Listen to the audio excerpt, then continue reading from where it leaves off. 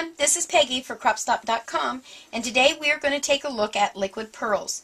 Liquid pearls is a pearlescent acrylic paint, and then it can add dimension to your cards, to your scrapbook pages, the centers of your flowers. It can be used on fabric. There are instructions on the back, so if you decide to do it with fabric, it tells you to pre-wash it.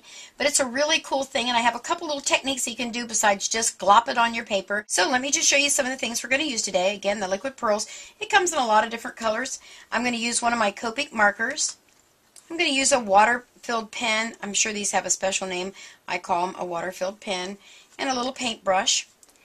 And over here we're going to again use the Memento Tuxedo Black. I use this whenever I use my Copic markers, watercolor paints, any other markers that I use. I always use this because it doesn't bleed and it doesn't smear. Let's see, we are also going to use a stamp, and I think this is by Stampendous. It's a really cool flower, and we're going to do some watercolor with that. And then we're going to use one of Tim Holtz's new embossing folders by Sizzix called Regal Flourishes. So, let's get started. I'm going to try and show you three really quick techniques to use your liquid pearls. And this one here we're going to use back here on the background of this card. Let me show you how I did that. I took a simple piece of cling wrap. It can be any brand. It doesn't have to be Glad. It can be an off-brand. And I'm going to take some of my liquid pearls. Actually, let me use the darker color so you'll be able to see it a little bit better. This will work. You want to squirt a little bit out onto your craft mat. I use my craft mat all the time. And then you just crumple up your little saran wrap, plastic wrap, put it in there, and you just plop it all over your card. Now, of course, the instructions tell you to let this dry for 2 hours, but we're not going to do that. I'm going to put a little bit more out there.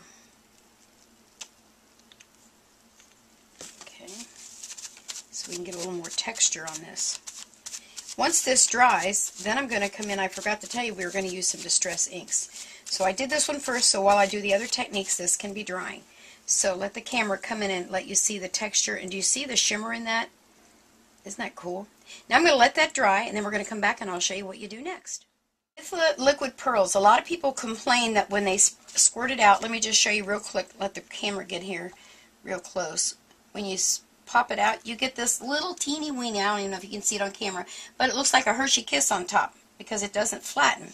So I had a lot of complaints about that from people. Oh, I really hate to waste that.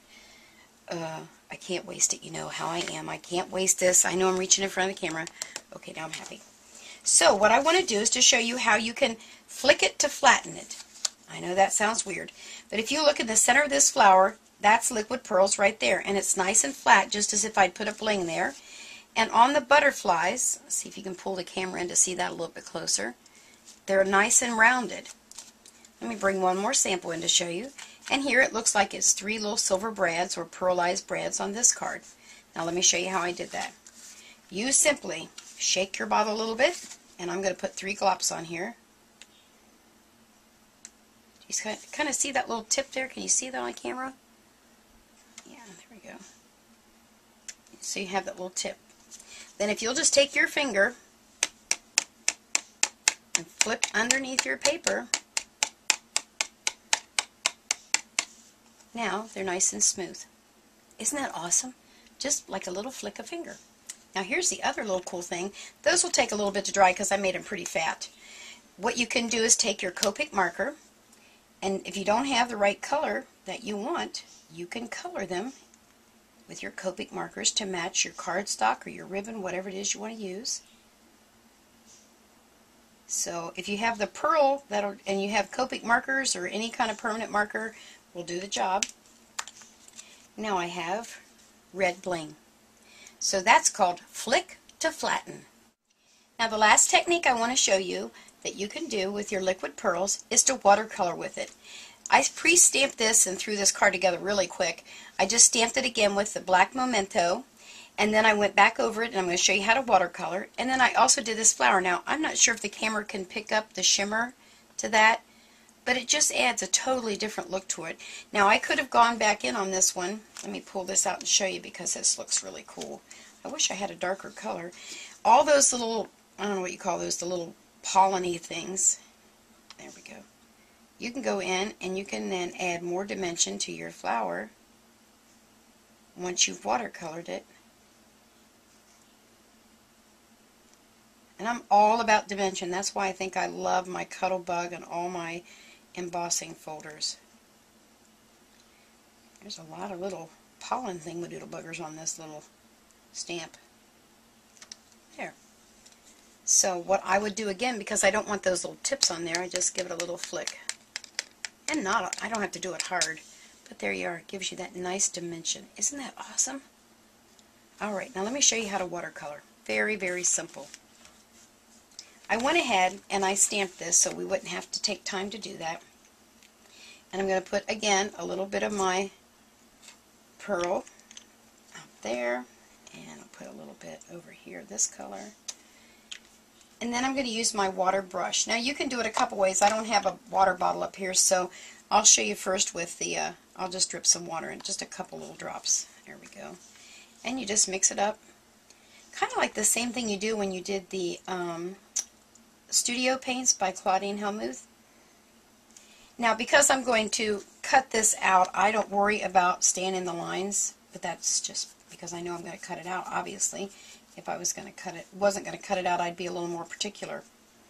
Now the other thing you might notice, I don't know if you can see it too much on camera or not with that sample, the paper curled a little. So I would recommend using a watercolor paper, and then you won't get that curling up effect that you'll get. Because it depends on how much water you use on it, of course.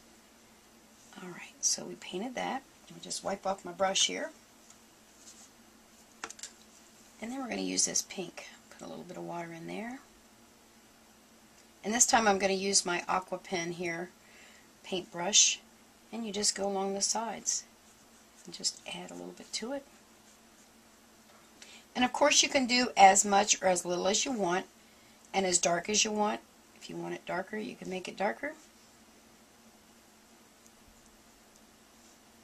And I would go ahead then and heat this up using my heat gun. I would dry it so I could go quicker.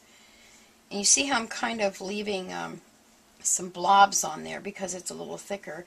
That's just going to then dry and give me a little more dimension along those lines of the flower. Alright, let me clean that one. And then you could come back in, oops, with a little bit of the yellow for the center. And my brush is still pretty wet, so I'm not too worried about adding more water there. And there you are. Watercolor with your liquid pearls. So, let me go over and grab that first one that we did, that we blocked with the cling wrap, and show you what you do. Okay, I went over and hit this a little bit with the heat gun just to get it nice and dry. I don't know if you can see, I'll kind of do the little light thing to see if you can see the shimmer on there. Now let me show you what you can do here. I think I'm going to change colors on myself because I want it to look good. If I'm going to do this, I might as well get the good color out of it. Alright, I'm going to change my little foam pad, and I'm going to use one of Ranger's, this is one of the newer colors called Tumble Glass.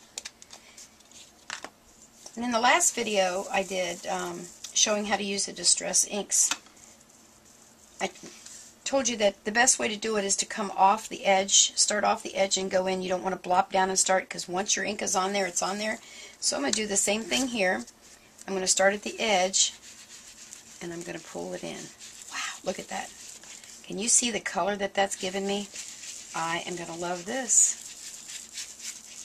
Look at that. Isn't that beautiful? Wow, I'm pretty impressed with myself. Just to pull those colors out of there. This would make a great summer card, you know, the pinks and that teal color. Wow. I'm telling you, isn't that awesome? Now you can use this for a great background for a card.